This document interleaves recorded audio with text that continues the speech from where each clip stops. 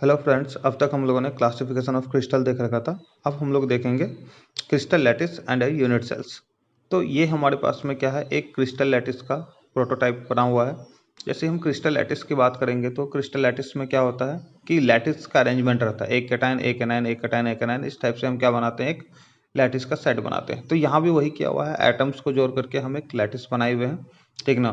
क्योंकि एटम्स को एक साथ मल्टीपल लेयर को शिफ्ट करके मतलब जोड़ करके एक लैटिस बना दी है।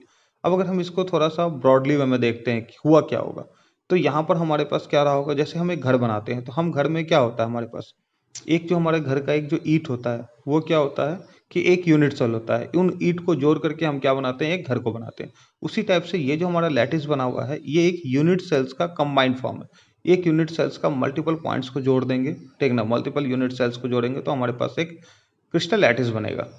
तो ये जो हमारे पास जो लैटिस होता है ये 14 डिफरेंट टाइप का हम बोल सकते हैं कि अगर 3 डायमेंशनल व्यू में इसको हम देखें तो हमारे पास 14 डिफरेंट टाइप का यूनिट सेल होता है। वैसे हमारे पास टोटल यूनिट सेल 28 होना चाहिए, पॉसिबल 28 होना चाहिए, पर जो एग्जिस्ट करता है वो 14 ही करता है। वो एक फ्रेंच मैथमेटिशियन थे तो उन्हीं के नाम पर इसका नाम हम क्या दे दिए, ब्रेविस लैटिस। अब हम क्या देख रहे हैं, जो ये हमारा क्रिस्टल लैटिस है, इस क्रिस्टल लैटिस को लेते हैं, इसको थोड़ा सा ऑब्जर्व करते हैं। तो इस क्रिस्टल लैटिस में हम क्या देखेंगे कि ये हमारे पास में एक क्या बना हुआ है, हर एक कॉर्नर पे जो ये रेड मार्क किया हुआ है, जो रेड रेड एटम दिख रहा है, उसको हम क्या बोलते हैं, लैटिस पॉइंट या फिर लैटिस साइट। सही है। और ये जो कॉर्नर जो रेड रेड दिख रहा है, ये रेड वाला या तो एटम हो सकता है, ठीक ना, या तो मॉलिक्यूल्स हो सकता है और या तो आयंस हो सकता है। इसमें से तीनों हो सकता है, एटम मॉलिक्यूल और आयन, कुछ भी हम रख सकते हैं। वो हम देखेंगे आगे कि हम इसको कैसे रखते हैं, ठीक है। अभी तक इससे पहले हम जब NaCl की बात किए होंगे, जब कभी पढ़ाए थे हम NaCl के बारे में बताए थे, तो NaCl में क्या बताए थे कि Na प्लस रहता है और Cl माइनस रहता है। ये Na प्लस और Cl माइनस कैसे अरेंज होता है, हम उन सब चीज़ों को देखेंगे। तो अभी हम क्या देखें, ये जो फर्स्ट दिखाए थे ये हमारे पास में क्या था, एक यूनिट सेल था। इस यूनिट सेल्स को मल्टीपल टाइम्स ऐड कर दिए, एक साथ सबको ऐड कर दिए, तो ये क्या बन गया, एक लैटिस का फॉर्मेशन किया, ठीक है। अब ये जो एक यूनिट सेल्स है, उस एक यूनिट सेल्स को हम डिफरेंट साइड में निकाल करके, एक बाहर निकाल करके हम उसको देखेंगे, ठीक है, कि इस जो यूनिट सेल्स में है, ये जो यूनिट सेल्स है वो कैसे बनता है, ठीक नहीं, या इस यूनिट सेल्स में XYZ क्या होता है, अल्फा बीटा गामा क्या होता है, इन सब की हम बात करेंगे, ठीक है। तो ये हमारे पास एक यूनिट सेल है। ये यूनिट सेल कैसा है, एक 3 डायमेंशनल व्यू है। 3 डायमेंशनल व्यू है तो इसके पास क्या होगा, 3 एक्सिस होगा, एक X एक्सिस, Y एक्सिस और Z एक्सिस। तो हम तीन जो ये एक्सिस है, इन 3 एक्सिस को नाम देंगे A B और C, ठीक है। और इनके बीच में क्या बनेगा, 3 एंगल बनेगा। एक तो एंगल AB, एक BC और एक CA के पास में। तो इसमें हमेशा ये ध्यान रखना है कि A वाले को अपनी साइड रखना है, फिर क्लॉकवाइज में दूसरा B होना चाहिए, फिर तीसरा क्या होना चाहिए, C होना चाहिए, ठीक है। और इसके बीच जो हम एंगल को डिटरमाइन करेंगे, एंगल कैसे डिटरमाइन करेंगे, जो B और C के बीच होगा उसको हम अल्फा बोलेंगे, जो C और A के बीच होगा उसको हम क्या बोलेंगे, बीटा, और जो A और B के बीच होगा उसको हम क्या बोलेंगे, गामा, ठीक है। तो हमारे पास 6 वेरिएबल हो गए, A B और C और अल्फा बीटा और गामा। ए बी और सी को वैरी करके भी हम डिफरेंट टाइप के लैटिस बना सकते हैं, या अल्फा बीटा गामा को भी वैरी करके हम डिफरेंट टाइप के लैटिस को बना सकते हैं। तो हमारे पास जितने भी पॉसिबल अरेंजमेंट्स हो सकेंगे, हम सारे पॉसिबल अरेंजमेंट्स को चेंज करके हम देखेंगे कि कितने टाइप के लैटिस बनते हैं। तो जब हम वैसे लैटिस को फॉर्म करेंगे, ठीक ना, बहुत सारे अल्फा बीटा गामा और ए बी सी को बदल करके, तो हमारे पास टोटल 7 टाइप के डिफरेंट क्रिस्टल सिस्टम्स बनेंगे, ठीक है। और उन 7 टाइप के जो डिफरेंट क्रिस्टल सिस्टम्स होंगे, हमको उन्हीं 7 टाइप्स को पढ़ना है। जैसे पहला बात, अगर हम क्यूबिक यूनिट सेल्स की बात बोले, यहाँ पर ए बी सी तीनों बराबर है, अल्फा बीटा गामा तीनों क्या है, 90 डिग्री, तो इसको हम क्या बोलेंगे, क्यूबिक यूनिट सेल। उसी टाइप से टेट्रागोनल होगा, ऑर्थोरोम्बिक होगा, ठीक है, रोम्बोहाइड्रल होगा। फिर हम बात बोलेंगे मोनोक्लिनिक होगा। फिर हमारे पास नेक्स्ट जो आएगा वो हेक्सागोनल होगा, ठीक है। तो इस टाइप से हमारे पास क्या हो सकता है, हेक्सागोनल और एक ट्राइक्लिनिक, हाँ ट्राइक्लिनिक बचा हुआ था, तो एक क्या होगा हमारे पास, ट्राइक्लिनिक। तो हम क्या देखें, पहले 3 और लास्ट में 4, टोटल कितने हो गए, 7 डिफरेंट टाइप के। तो ये 7 डिफरेंट टाइप्स के हम क्या कर रखे हैं, यहाँ पर आपको दे रखे हैं, आपको बिल्कुल याद रखना है, ठीक ना। ये 7 टाइप के क्रिस्टल सिस्टम्स होते हैं, इससे डायरेक्ट क्वेश्चन पूछा है, इसीलिए आपको याद रहना चाहिए हमेशा, ठीक है। किसका एग्जाम्पल्स कौन है, अल्फा बीटा गामा क्या होगा और ए बी सी क्या होगा। अब हम क्या करते हैं, कैलकुलेशंस करके देखते हैं number of particles in a unit cells, ठीक है, कि एक यूनिट सेल्स में हमारे पास टोटल नंबर ऑफ एटम्स कितने रहेंगे। तो हम इसको को पहले डिटरमाइन करेंगे। हम क्या देख रहे हैं कि हर एक यूनिट सेल्स को चारों तरफ से दूसरे यूनिट सेल भी शेयर कर रखे हैं। तो सिंपल सी बात है, अगर हम कॉर्नर पे किसी एटम्स को रखेंगे तो वो एटम सिर्फ उसका नहीं रहेगा, उसके साथ साथ क्या होगा, बहुत सारे लैटिस भी उसको शेयर कर रहे होंगे। तो हमको निकालना क्या है, हमें सिर्फ ये निकालना है कि सिर्फ एक यूनिट सेल के अंदर उसका एक एटम का कितना पार्ट आ रहा है। ठीक है, तो इसको निकालने के लिए हम क्या करेंगे, एक यूनिट सेल्स को पहले तो हम क्या करते हैं, एक यूनिट सेल्स पर एक एटम्स को रखे, जैसे ये यूनिट सेल्स दिख रहा है, ठीक है ना। ये कॉर्नर पे अगर हम एक एटम्स को रखते हैं तो कॉर्नर पे एटम रखने से क्या होता है, इसको इस एटम्स को कितने यूनिट सेल्स ऐड कर रखे हैं, तो क्या दिखा, 4 नीचे थे और 4 क्या थे, सिमिलरली ऊपर थे। ठीक, तो एक एटम जो था वो डिवाइडेड था कितने से, 8 एटम से। तुम अपने घर के कॉर्नर को एज्यूम कर लो, बिल्कुल घर के कॉर्नर पे जो एटम पड़ा हुआ है उसी एटम्स की बात कर रहे हैं। तो ये क्या रखा था, 8 डिफरेंट लैटिस से बना होगा। तो एक के लिए कितना हो गया था, 1/8। अब हम बोल रहे हैं फेस सेंटर्ड एटम की। फेस सेंटर्ड एटम का मतलब क्या हो गया, बिल्कुल बीच में रखा हुआ है और 2 फेस उसको क्या कर रखा है, शेयर कर रखा है। इसका मतलब एक के पास कितना होगा, अगर एक एटम को 2 यूनिट सेल शेयर कर रहा है तो एक के पास 1/2 होगा। तो हम फेस सेंटर्ड यूनिट सेल में क्या बोलेंगे कि इसमें एक यूनिट सेल्स में कितना आएगा, हाफ। अब अगर हम बॉडी सेंटर्ड एटम्स की बात करेंगे तो बॉडी सेंटर्ड में क्या होता है कि एक एटम बिल्कुल बॉडी के अंदर पड़ा हुआ है, क्या ये किसी के साथ कुछ शेयर कर रहा है, कुछ भी नहीं शेयर कर रहा है। अगर ये किसी के साथ कुछ भी नहीं शेयर करेगा तो ये क्या होगा, सिंगल एटम इसके साथ आएगा। अगर हम एज सेंटर की बात करें, एज का मतलब जो एज पर एटम रखा हुआ होगा तो वो कितने के साथ शेयर करेगा, तो हम क्या देख रहे हैं, ये डिफरेंट टाइप के 4 हमारे पास क्या होते हैं, यूनिट सेल के साथ शेयर कर रहा है। देखो ये 2 नीचे और 2 ऊपर, क्लियर। तो 4 यूनिट सेल के साथ शेयर करेगा तो एक यूनिट सेल में कितना पार्ट आएगा, तो 1/4 पार्ट ऑफ एटम आएगा, होगा या नहीं। तो इस टाइप से हम क्या कर रहे हैं, डिफरेंट डिफरेंट यूनिट सेल्स की बात करते हैं कि यूनिट सेल्स कितना शेयर करता है। अब हम बात बोलेंगे प्रीमिटिव क्यूबिक यूनिट सेल्स की बात करते हैं कि प्रीमिटिव क्यूबिक यूनिट सेल्स हम किसको बोलते हैं। अगर हम प्रीमिटिव क्यूबिक यूनिट सेल्स की बात करें तो यहाँ पर हमारे पास में क्या होगा, एक यूनिट सेल्स को लेंगे और उसके 8 डिफरेंट कॉर्नर्स पे हम क्या कर रखेंगे, 8 एटम्स को रखेंगे। अब इन एटम्स को हम टच करके ज्वाइन कर देते हैं, ठीक है। इन एटम्स का बिल्कुल विजुअल देखते हैं।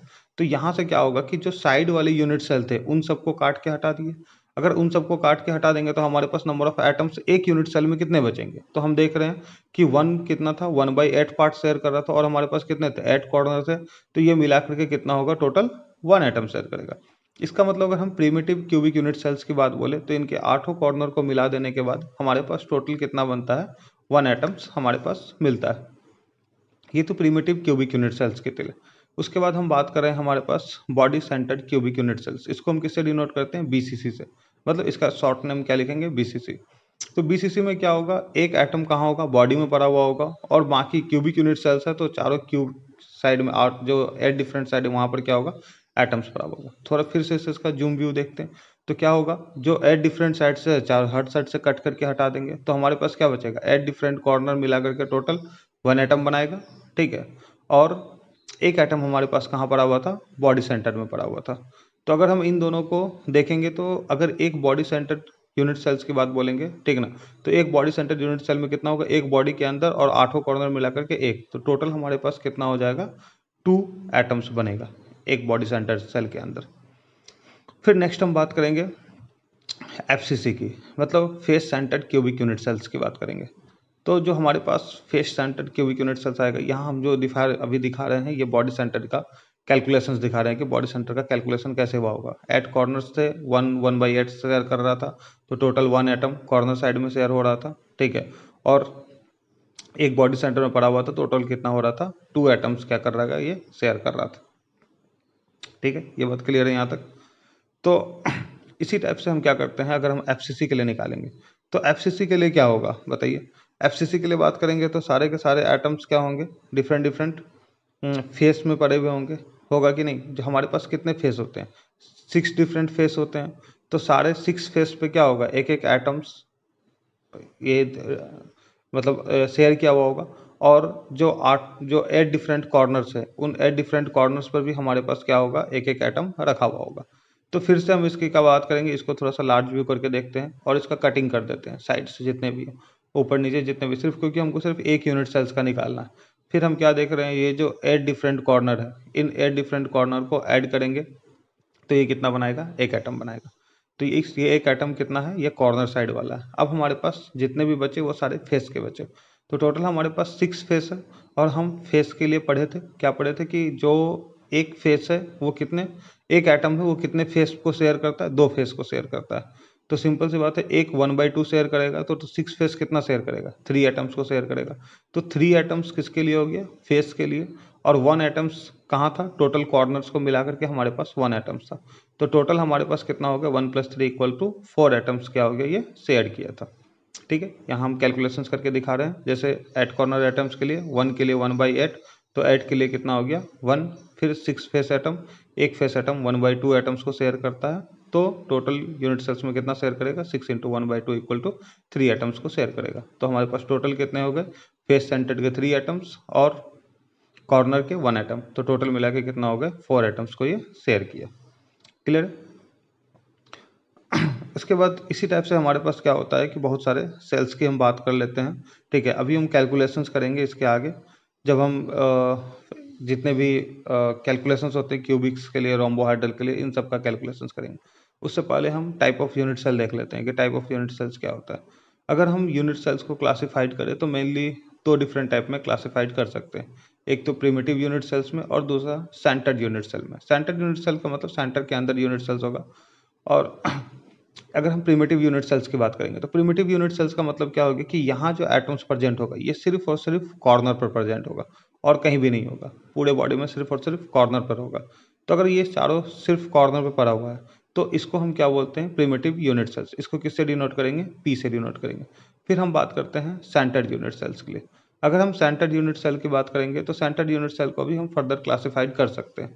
तो इस सेंटर्ड यूनिट सेल्स में क्या होगा, जो पहले चारों साइड पड़ा हुआ था, मतलब 8 डिफरेंट कॉर्नर से पड़ा हुआ था, वहां तो रखा हुआ रहेगा ही रहेगा।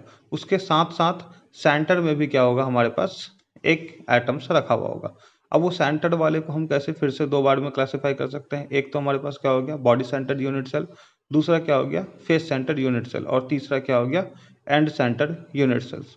अगर हम बॉडी सेंटर्ड यूनिट सेल्स की बात करें तो बॉडी सेंटर्ड यूनिट सेल्स का मतलब क्या हो गया, बॉडी के अंदर तुम्हारे पास क्या होगा, एक मॉलिक्यूल आयन या फिर एटम्स हमारे पास पड़ा हुआ होगा, और एट डिफरेंट कॉर्नर है तो वहां पर हमारे पास क्या होगा, 1 एटम्स डिफरेंट चारों साइड से क्या होंगे, लगे हुए होंगे। ठीक है, तो इसको हम किससे डिनोट करते हैं, कैपिटल आई से डिनोट करते हैं।